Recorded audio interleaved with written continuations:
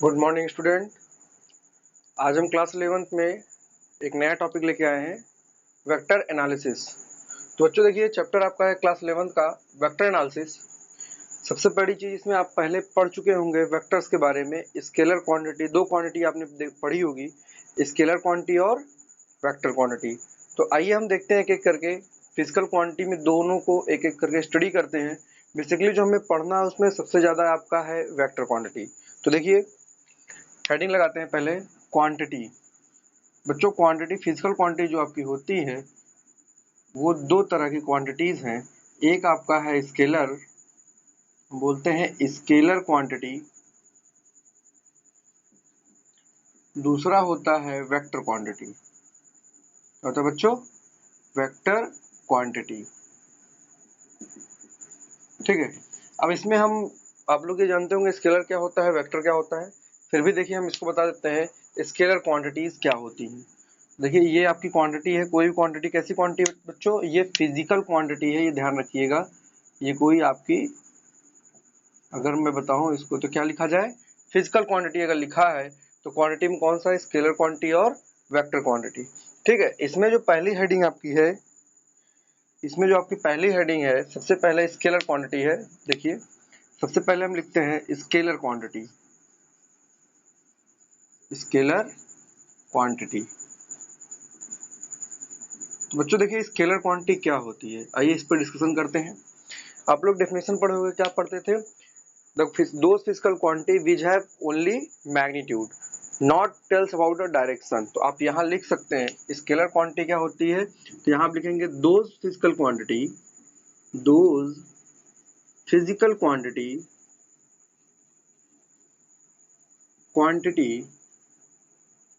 which have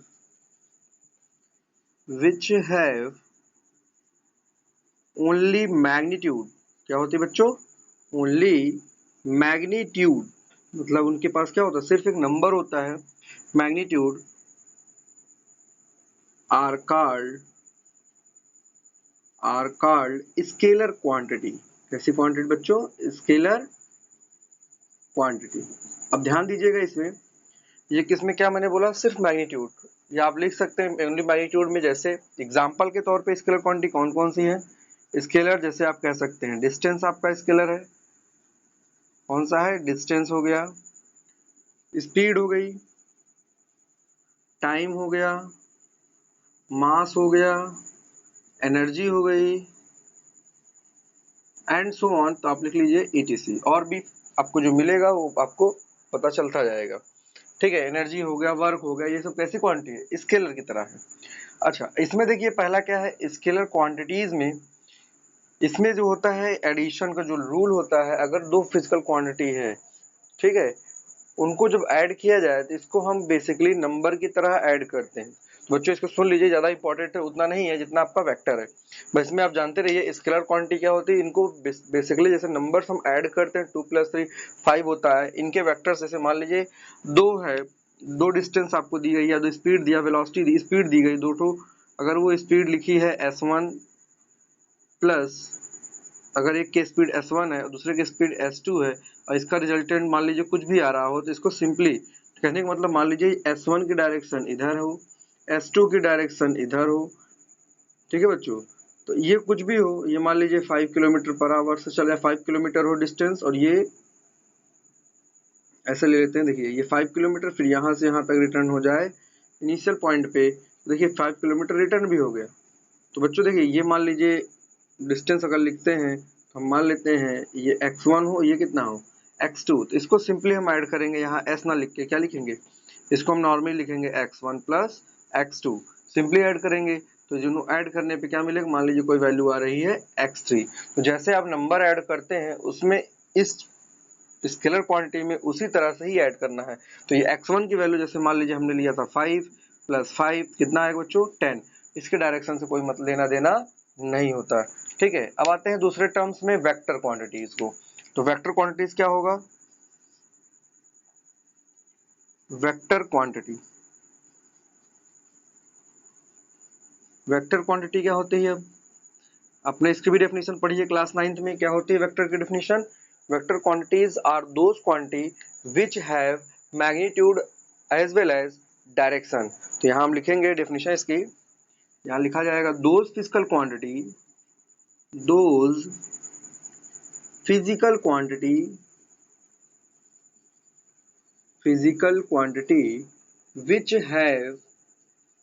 which have magnitude मतलब उनके पास number भी होगा, as well as साथ ही साथ उसमें क्या होनी चाहिए, as well as डायरेक्शन, इसमें डायरेक्शन का होना बहुत जरूरी है। ठीक है, आर कॉल्ड, यहाँ लिख सकते हैं आर कॉल्ड कौन सी क्वांटिटी बच्चों, वेक्टर क्वांटिटी। यहाँ जो हमने ये किया इसमें लिख सकते हैं इट ऐड, यहाँ पे जो हमने ये वर्क किया है तो यहाँ आप इसको लिख लीजिएगा, यहाँ बीच में पॉइंट कहीं लास्ट में लिख लीजिएगा, पहले लिख लीजिएगा it added normally just like a number, जिस तरह से हम संख्याओं को जोड़ते हैं, जस्ट लाइक अ नंबर, जैसे हम संख्याओं को जोड़ते हैं वैसे इसे भी हम ऐड करते हैं। लेकिन इसमें क्या होता है, इसमें ऐसा नहीं होता। It can B, sorry example लिख लेते हैं पहले। एग्जाम्पल इसमें क्या लिखेंगे बच्चों, इसके एग्जाम्पल्स में जैसे हो गया डिस्प्लेसमेंट, पहला ये हो गया डिस्प्लेसमेंट, वेलोसिटी, एक्सेलरेशन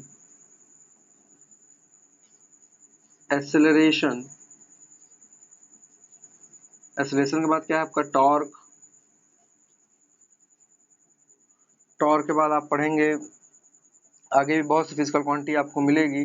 मोमेंटम पढ़ चुके हैं आप, मोमेंटम, डाइपोल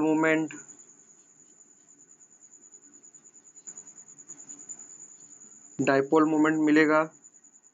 और बच्चों आपको मिलेगा electric field and so on, इस तरह से आपको मिलते रहेंगे। आप यहाँ लिख लीजिए इसके बाद ETC, और भी फिजिकल क्वांटिटी आपको मिलती रहेगी। अब देखिए इसको जो ऐड करना है तो यहाँ लिखेंगे point, it can not be added by, it can not, या ऐसे लिखिए इट कैन बी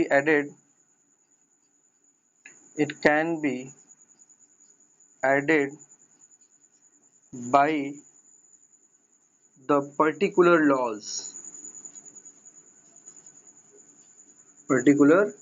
लॉ होता है इसको ऐड करने के लिए। बच्चों वेक्टर क्वांटिटी को एडिशन ऑफ, जब हम वेक्टर पढ़ेंगे तो वहां पे आपको हम बताएंगे कि यहाँ किस तरह से वेक्टर क्वांटिटी को हम ऐड करते हैं और किस तरह से सब्ट्रैक्ट करते हैं। लेकिन जब आपके स्केलर क्वांटिटी की बात होगी, इसको ऐड करने के लिए कहा जाएगा जैसे नंबर ऐड करते हैं वैसे ऐड करेंगे।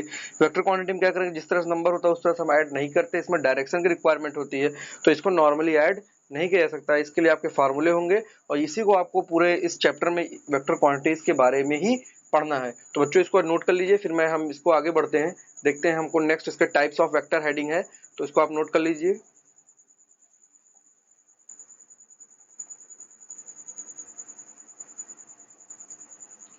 देखिए बच्चों अब आपका है टाइप्स ऑफ वेक्टर के बारे में, तो आइए हम टाइप्स ऑफ वेक्टर में एक एक करके पढ़ते हैं, देखते हैं। पहला टाइप क्या है हमारा, सबसे पहला टाइप है हमारा इक्वल वेक्टर। कौन सा वेक्टर, इक्वल वेक्टर।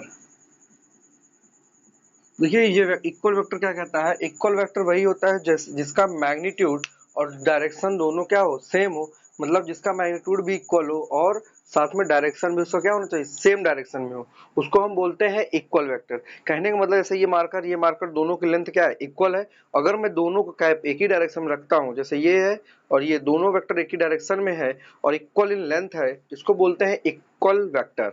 तो देखिए यहाँ पे क्या आएगा, यहाँ लिखेंगे डेफिनेशन, इससे क्या लिखेंगे, यहाँ लिखेंगे two vector are said to be, two vectors are said to be equal if their magnitude are equal and in same direction, in same direction.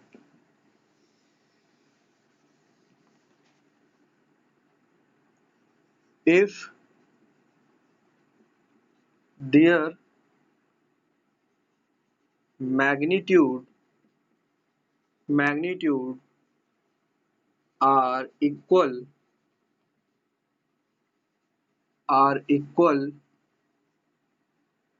and in same direction, तो ये क्या कहलाता है बच्चों?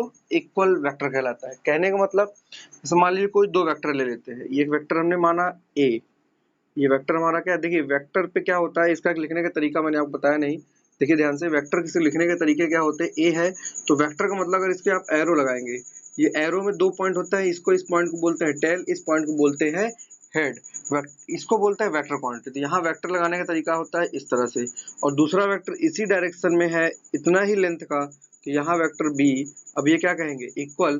इक्वल कब होगा, जब इनका मैग्नीट्यूड सेम होगा और डायरेक्शन भी क्या होना चाहिए, सेम। देखिए एरो के जो एरो होता है वेक्टर क्वांटिटी का, वो उसके डायरेक्शन को शो करता है, और ये टेल पॉइंट शो करता है इनिशियल कहाँ से वो वेक्टर स्टार्ट मैंने किया है।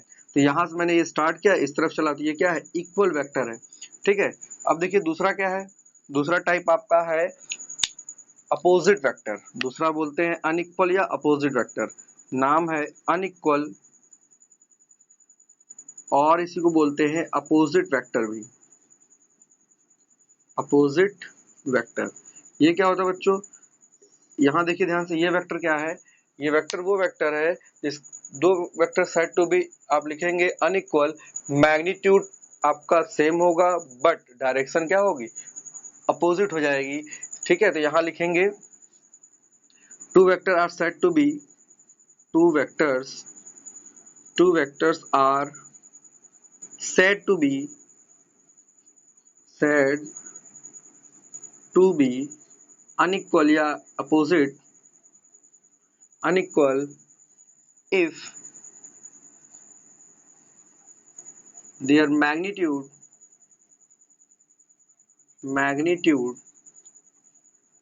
are equal but both are in opposite direction। कैसा डायरेक्शन बच्चों, अपोजिट डायरेक्शन में रहे, उसको हम बोलते हैं अनइक्वल वेक्टर। ठीक है बच्चों, इसमें देखिए जैसे ये आपका वेक्टर ए है, इसकी डायरेक्शन इधर है, इतने ही लेंथ का वेक्टर जो है इसकी डायरेक्शन इधर है, ये बी, तो इसको हम बोलेंगे दोनों वेक्टर कैसे हैं, आपके अपोजिट वेक्टर हैं। अब हम बात करते हैं पैरेलल और एंटी पैरेलल वेक्टर के बारे में बात कर लेते हैं। तो थर्ड टाइप आपका है पैरेलल वेक्टर। क्या है, पैरेलल वेक्टर। थर्ड आपका है पैरेलल वेक्टर। देखिए दो वेक्टर पैरेलल तभी होंगे जब दोनों क्या हो, एक ही डायरेक्शन में हो, मैग्नीट्यूड क्या है इससे फर्क नहीं पड़ता। जैसे इक्वल, अब ये कह सकते हैं एक इक्वल वेक्टर पैरेलल हो सकता है, अब ये कह सकते हैं एक इक्वल वेक्टर कैसा हो सकता है, पैरेलल हो सकता है, लेकिन एक पैरेलल वेक्टर इक्वल हो जरूरी नहीं है, क्योंकि इक्वल वेक्टर में आपका क्या होगा, सॉरी पैरेलल वेक्टर में क्या है, मैंने बताया मैग्नीट्यूड में डिफरेंस हो सकता है, लेकिन यहाँ पे जब बात करेंगे इक्वल में क्या है, इसमें मैग्नीट्यूड भी सेम है, डायरेक्शन भी सेम। पैरेलल में सिर्फ डायरेक्शन की बात करता है बस, और उसमें कुछ नहीं है, आपका मैग्नीट्यूड कुछ भी हो सकता है। तो यहाँ आप लिखेंगे two vector are said to be parallel, आप लिखेंगे two vectors are said to be parallel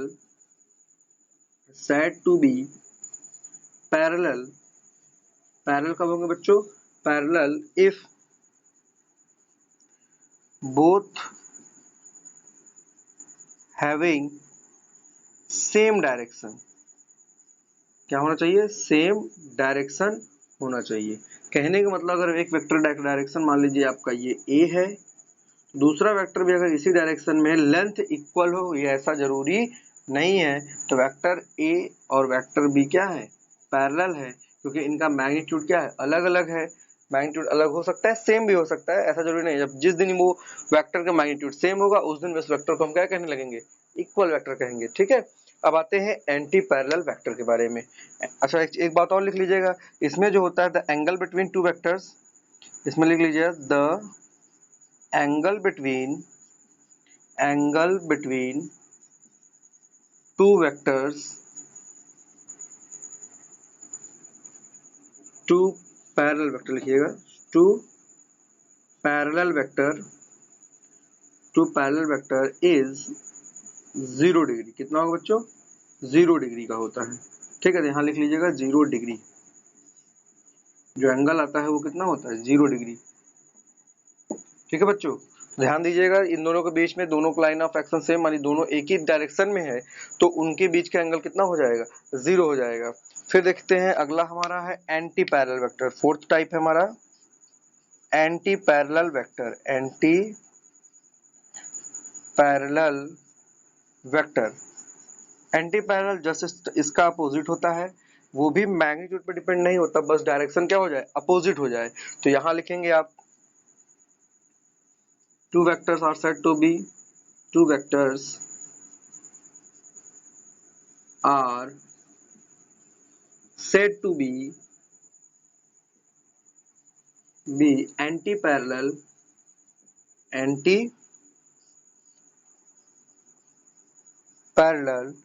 if they have if they have opposite direction। कैसा डायरेक्शन बच्चों? अपोजिट डायरेक्शन होना चाहिए। तो यहाँ देखिए अपोजिट डायरेक्शन मतलब एक वेक्टर आपका अगर ये ए है इस तरह से, तो बी वाला वेक्टर कहाँ होना चाहिए? किसी भी लेंथ का हो सकता है। तो ये मान लेते हैं यहाँ इधर है, तो ये ए है और ये क्या है? बी। तो ये दोनों कैसे हैं? एंटी पैरेलल होंगे। एंटी पैरेलल में आपको ये ध्यान देना है, डायरेक्शन अपोजिट होगा, मैग्नीट्यूड कुछ भी हो, हमें कोई उससे फर्क नहीं पड़ेगा। उसी तरह पैरेलल वेक्टर में भी क्या है आपका? पैरेलल वेक्टर में आपका डायरेक्शन सेम होगी, मैग्नीट्यूड पे कोई डिपेंडेंसी नहीं है कि मैग्नीट्यूड कितना होगा। लेकिन इसमें जब आएंगे इक्वल में, दोनों का magnitude same, direction same. Opposite vector में मैग्नीट्यूड तो सेम है लेकिन इसका डायरेक्शन कैसा होगा? अपोजिट होगा। तो बच्चों इसको नोट कर लीजिए, फिर अगले टाइप के बढ़ते हैं। देखिए बच्चों, आपका मैंने क्या बताया? Anti parallel vector. ठीक है, अब एंटी पैरेलल वेक्टर में एक पॉइंट और लिख लीजिएगा। पॉइंट ये है कि द एंगल बिटवीन, यहाँ लिख लीजिएगा, एंटी पैरेलल का ही पॉइंट है, the angle between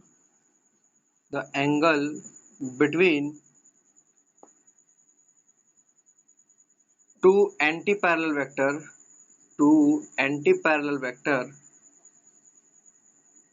vector is कितना होता है बच्चों? 180। जैसा कि आपने डायग्राम में देखा कि ए वेक्टर इधर जा रहा था और बी वेक्टर इधर आ रहा है, सॉरी बी वेक्टर इधर जा रहा है, तो दोनों के बीच एंगल किसका है? इसको इधर लाके शिफ्ट कर दे। ये मान लीजिए ये बी था, ये क्या था? ए। मैंने ये बी इधर बना दिया। देखिए दोनों का जब टेल ज्वाइन किया तो यहाँ कितना बन रहा है एंगल? 180 डिग्री। ठीक है, तो इसलिए मैंने क्या बोला था? Angle between to anti parallel vector is 180। ठीक, अब आते हैं नेक्स्ट टाइप पे। हमारा नेक्स्ट टाइप जो है वो हमारा नेक्स्ट टाइप क्या है? फिफ्थ टाइप हमारा है आप कोलिनियर वेक्टर। कोलिनियर वेक्टर बच्चों, कोलिनियर वेक्टर कुछ और नहीं है, collinear vector parallel anti parallel का ही एक पार्ट है। ठीक है, तो यहाँ हम लिख सकते हैं two vector are said to be collinear if they are parallel और एंटी पैरेलल। तो देखिए यहाँ पे लिख सकते हैं two vectors are said to be collinear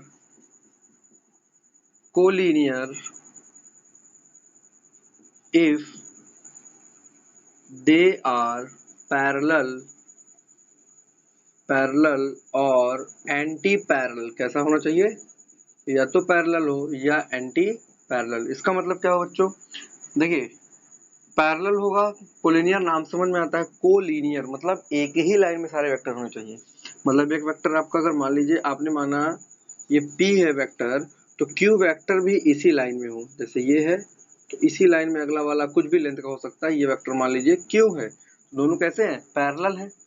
अब एंटी पैरेलल की बात कर ले तो ये देखिए ये वेक्टर इधर P था और दूसरा वाला वेक्टर मान लीजिए यहाँ से इधर है, ये Q है, तो भी क्या है, ये एंटी पैरेलल। एक ही लाइन में दो पॉइंट मिल रहे हैं, दो से ज्यादा भी पॉइंट ही मिलते हैं, इसके टेल एक ही लाइन पे मिल जाए या हेड एक ही लाइन पे मिल जाए, तो हम कह सकते हैं वो कैसे होंगे, पैरेलल वेक्टर या कोलिनियर वेक्टर होंगे, या तो वो पैरेलल हो या एंटी पैरेलल वेक्टर को हम कह सकते हैं। जरूरी नहीं, देखिए ये चेक करने के लिए हमें क्या है, कोलिनियर मतलब एक ही लाइन होता है, एक कोलिनियर मतलब क्या है, एक ही लाइन पे होना चाहिए, तो ये आपका क्या है, कोलिनियर वेक्टर हो जाएगा। ठीक है बच्चों।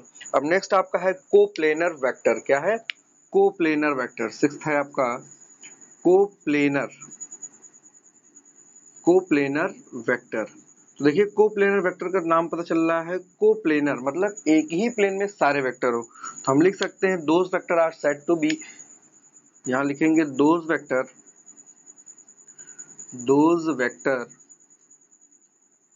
Are said to B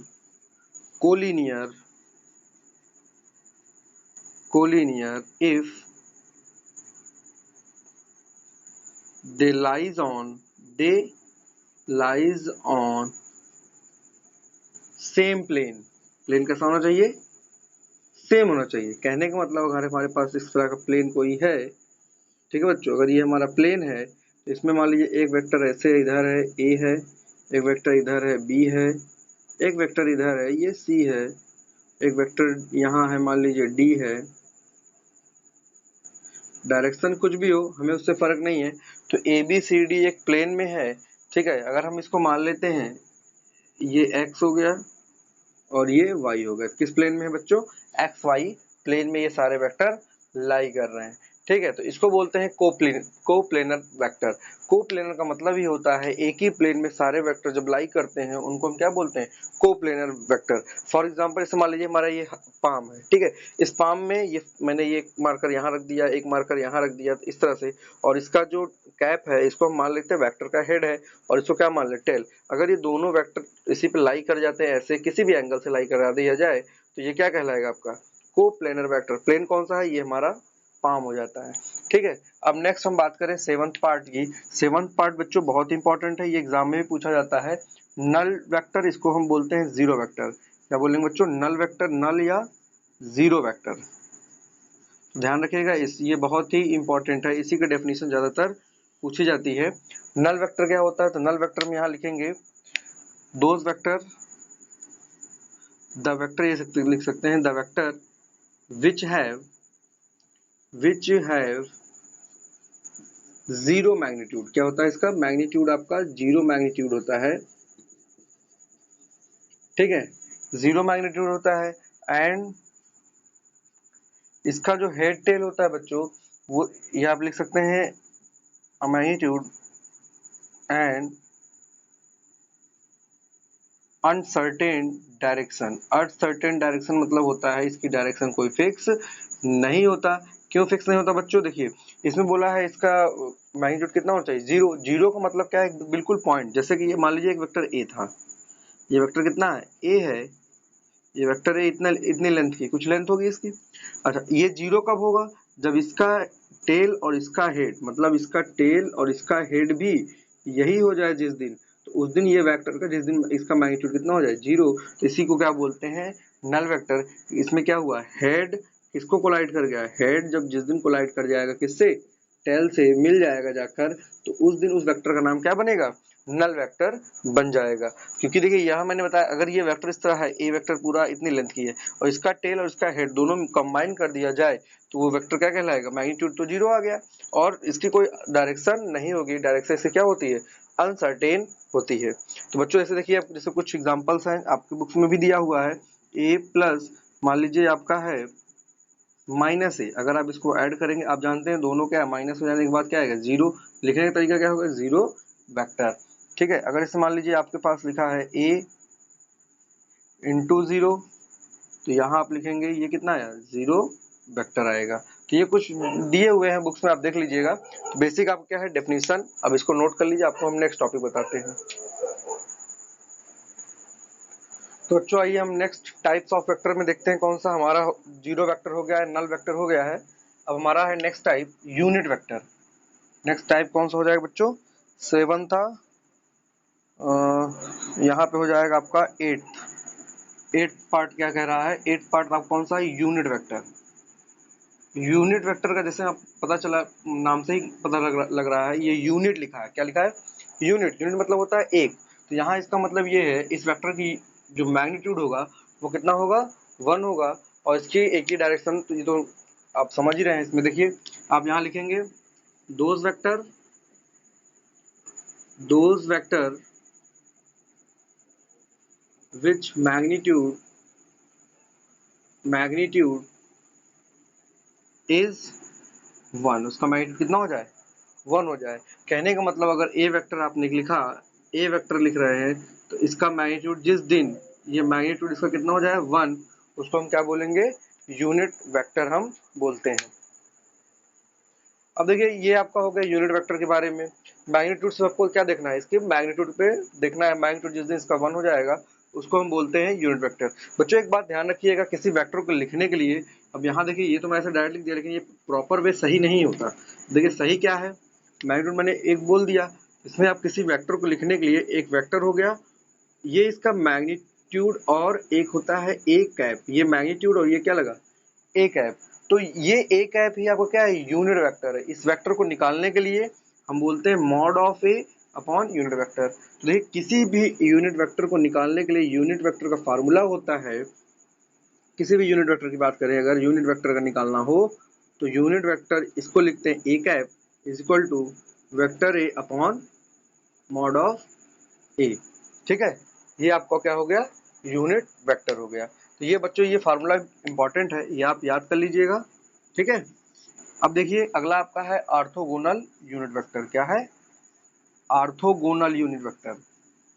orthogonal unit vector ये क्या होता है बच्चों, ये बेसिकली 3 डायमेंशनल होता है, जैसे आप एक्सिस देखते हो। ठीक है, यूनिट वेक्टर में कह रहा है तो इसका मतलब मैग्नीट्यूड इसका कितना होगा, 1 होगा। लेकिन इसको जब पढ़ते हैं हम ऑर्थोगोनल यूनिट वेक्टर, मतलब जो एक्स वाई और जेड डायरेक्शन में हो, तो कहने का मतलब ये आप ये समझिए, ये मान लीजिए आपकी एक्सिस है। ठीक है, ऑर्थोगोनल यूनिट वेक्टर में एक्स एक्सिस, ये मान लीजिए वाई एक्सिस है, ये जेड एक्सिस है। तो मैं बेसिक बता दूं, इस एक्सिस में हम जब चलते हैं तो बच्चों इसको लिखते हैं आई कैप। ठीक है, और ये होता है, ये यूनिट वेक्टर ही है, नाम क्या है यूनिट, तो यहाँ मैंने क्या लिखा, यूनिट वेक्टर निकाल। यूनिट वेक्टर लिखने का तरीका 3 डायमेंशन ज्योमेट्री में आई कैप, ये हो गया जे कैप, ये क्या हो गया के कैप।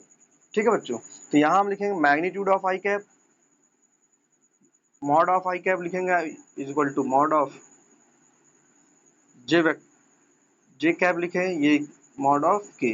ये सब क्या है, बराबर है, आप यूनिटी है तो ये इसकी वैल्यू कितनी हो गई, 1 हो गई। तो इसको बोलते हैं ऑर्थोगोनल यूनिट वेक्टर। तो बच्चों आज के लिए इस वीडियो में इतना ही। एक बात ध्यान रखिएगा, ये वेक्टर चैप्टर आपको बहुत ही इंपॉर्टेंट है। ठीक है, नेक्स्ट चैप्टर में आपको हम बताएंगे वेक्टर की कंडीशंस क्या होती हैं, या वेक्टर के में आपका पढ़ चलेंगे एडिशन ऑफ वेक्टर, उसके बाद फिर आपका मल्टीप्लिकेशन ऑफ वेक्टर। तो बच्चों ध्यान रखिएगा, बहुत ही इंपॉर्टेंट टॉपिक है जो आपको क्लास 12th में भी काम देगा। इवन आपको आगे आने वाले जितने चैप्टर्स हैं उसमें सबसे ज़्यादा इंपॉर्टेंट किसका है, इसी चैप्टर का आपका मिलेगा। तो आज के लिए इतना ही इस वीडियो में, थैंक यू।